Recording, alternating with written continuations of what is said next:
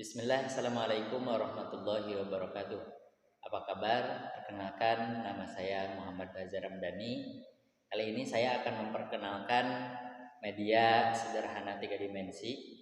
Dalam hal ini media pembelajaran, yang mana media ini merupakan peta kontur timbul atau peta kontur 3 dimensi. Media sederhana 3 dimensi berupa peta kontur 3 dimensi ini saya buat dengan menggunakan bahan yang sederhana. Ya, dibuat dengan bahan-bahan yang sederhana, yaitu dengan menggunakan bahan kardus bekas, yang mana kardus bekas ini dapat dijumpai dimanapun dan mudah didapatkan.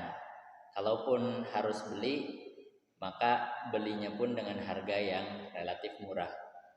Nah, media sederhana 3 dimensi ini, khususnya dalam hal ini peta kontur 3 dimensi, diperuntukkan untuk pelajaran geografi, mata pelajaran geografi di kelas 10, yang mana membahas tentang peta topografi atau peta kontur.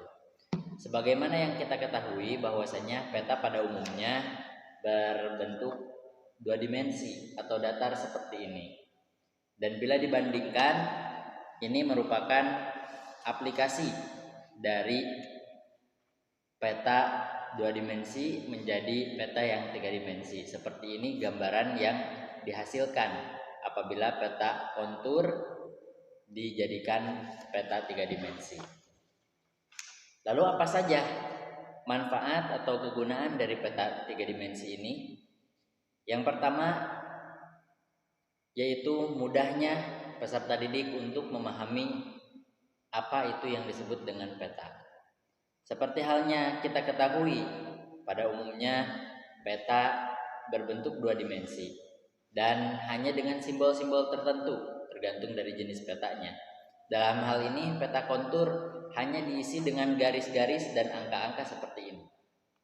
Nah, maka perlu kita memahami yang dimaksud dengan garis-garis tersebut.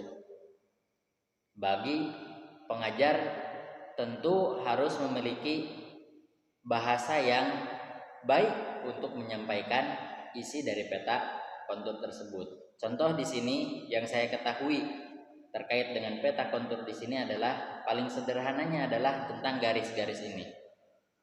Sementara tentang ketinggian atau angka-angka ini menunjukkan dari ketinggian dataran yang ada pada peta tersebut, yang ada pada wilayah tersebut. Dan garis-garis ini mewakili bagian-bagian tingginya. Garis-garis ini tentunya memiliki arti. Ketika garis-garisnya merenggang, itu tandanya dataran yang landai. Apabila garis-garisnya rapat, maka itu dataran yang curam, atau bisa jadi bahkan jurang atau tebing. Itu mungkin sekilas.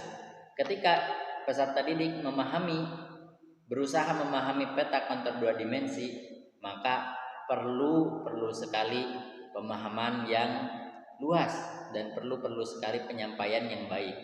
Maka oleh sebab itu, untuk mempermudah penyampaian, maka kami buat peta kontur 3 dimensi seperti ini.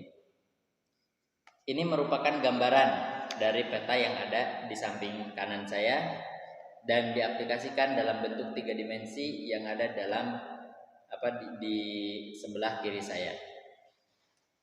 Nah, cara menggunakannya seperti apa? Di sini tentu menggunakannya sangat mudah sekali. Contoh di sini sudah ada beberapa titik yang kami sediakan, yaitu ada A, B, C, dan E. Pengajar atau guru bisa menyampaikan kepada murid untuk menjelaskan tentang kondisi satu titik. Gitu. Di sini misalkan ada titik A. Oh, titik A ini posisinya ada di pesisir pantai. Kenapa disebut ada di pesisir pantai? Karena dia berada di dekat garis terakhir dari daratan. Ketika dilihat dalam peta kontur 3 dimensi dapat terlihat dengan jelas bahwasanya posisi A ada di kedua paling bawah, yaitu di sebelah sini. Lalu setelah itu bisa juga pengajar memberikan edukasi lain Yaitu contoh misalkan dari titik A di sini untuk menempuh perjalanan ke titik C, medan seperti apa yang akan dilalui? Tentu kalau dengan peta 2 dimensi, bagi anak yang tingkat kepahamannya masih rendah akan sulit untuk memahami gitu. Tapi ketika diaplikasikan dalam peta 3 dimensi akan lebih mudah. Maka dari titik A yang berada di 10 meter di atas permukaan laut ke titik C yang berada di 130 meter di atas permukaan laut. Berarti yang dia harus lalui adalah perjalanan yang landai terlebih dahulu, lalu perjalanan yang curam. Lalu pengajar pun, guru pun bisa menjelaskan bahwasanya garis-garis yang ada di sini, garis-garis yang renggang itu menandakan dataran yang landai. Bisa dilihat dari sini. Di sini ada garis-garis yang renggang yang apabila di peta ditunjukkan di huruf A ini. Maka dalam kondisinya pun bisa tampak dari pinggir merupakan dataran yang landai. Ya, relatif landai kemiringannya. Berbeda dengan posisi di posisi E, ya. Di posisi E itu berarti berada di sebelah sini. Ini mulai curam, ya. Mulai curam. Di posisi E di sini dalam peta bisa dilihat dalam peta 2 dimensi itu berada di posisi sebelah sini. Maka kita bisa melihat kondisinya, kemiringannya, itu berapa derajatnya. Dan juga di posisi-posisi lain akan terlihat gitu, sesuai dengan apa yang ada pada peta ini. Jadi secara tidak langsung peta 3 dimensi ini dapat memberikan visualisasi yang lebih baik terkait dengan peta, terkait dengan ketinggian, kondisi tanah, kondisi topografi di wilayah tertentu, diaplikasikan dalam bentuk peta 3 dimensi seperti ini.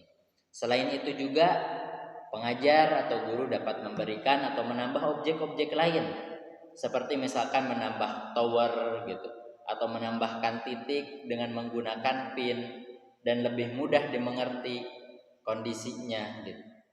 Dan juga ini dapat mempercepat pemahaman peserta didik untuk memahami peta kontur. Di antaranya dengan menggunakan media sederhana 3 dimensi ini, dalam hal ini peta kontur 3 dimensi. Dan peta kontur 3 dimensi ini dibuat dengan bahan yang sederhana sehingga dengan budget yang minim, yaitu di bawah dari 50.000. Karena di sini saya hanya menggunakan kardus, kemudian cat air warna putih dan juga tinta hitam dari spidol untuk garis-garisnya, kemudian cat air yang berwarna biru untuk bagian lautnya. Itu untuk memperindah atau mempercantik peta 3 dimensi ini. Jadi peta 3 dimensi ini dapat sangat mempermudah pembelajaran, khususnya dalam hal peta. Dapat mempermudah pembelajaran, dapat mempermudah pemahaman, lebih cepat untuk memahami peta. Oleh sebab itu, peta ini sangat direkomendasikan untuk bisa diaplikasikan dalam pembelajaran. Sekian dari kami, kurang lebihnya mohon maaf. Wassalamualaikum warahmatullahi wabarakatuh.